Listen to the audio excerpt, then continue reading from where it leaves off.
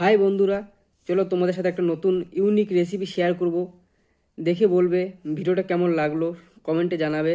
আর অবশ্যই আমার পেজটিকে ফলো করে রাখবে। চলো ভিডিওটা শুরু করি।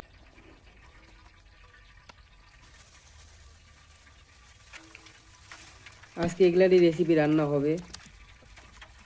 এগুলো হচ্ছে ঘাস ফড়িং। তো চলো ঘাস ফড়িং দেখে কী রেসিপি রান্না করে আজকে ওটাই দেখবো।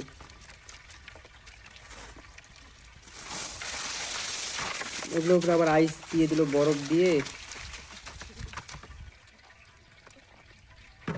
ঢেকে রেখে দিল। এখন এখন কড়াই বসাই দিল উনানে,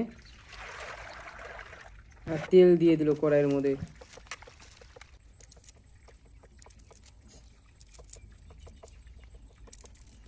এগুলা মানে যে পাকগুলো আছে, পাকগুলো এখন সব কেটে কেটে ফেলে দিচ্ছে হাত দিয়ে, একটা একটা করে।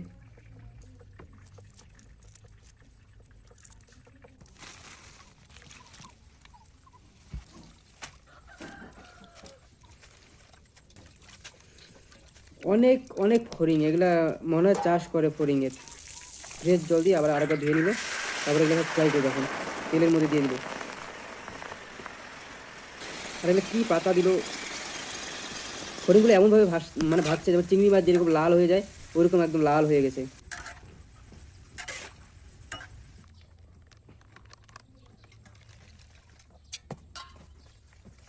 বেসন বেসন এখন বেসন গুলবে।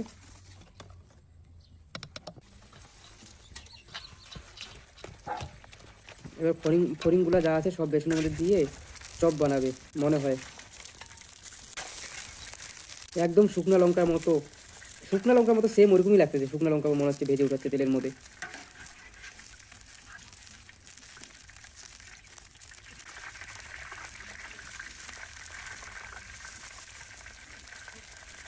এখন চপের জন্য সব দিয়ে দিচ্ছে, এগুলো চপ বানাবে। এগুলো কি কারি পাতা দিচ্ছে না কী পাতা দিচ্ছে, কমেন্ট করে বলবে। হয়ে গেছে ভাজা কমপ্লিট।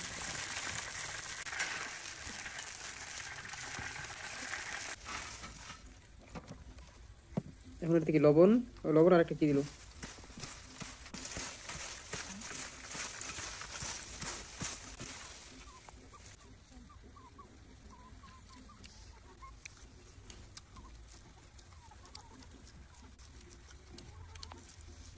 বা খাচ্ছে কত স্বাদ মনে হচ্ছে যেভাবে খাচ্ছে। চপগুলো যেরকম চিংড়ি মাছের চপ হয় না, ওইরকম লাগতেছে দেখতে চিংড়ি মাছের চপগুলো। বন্ধুরা, যদি ভিডিওটা ভালো লাগে অবশ্যই লাইক করবে আর কমেন্ট করে জানাবে ভিডিওটা কেমন লাগলো।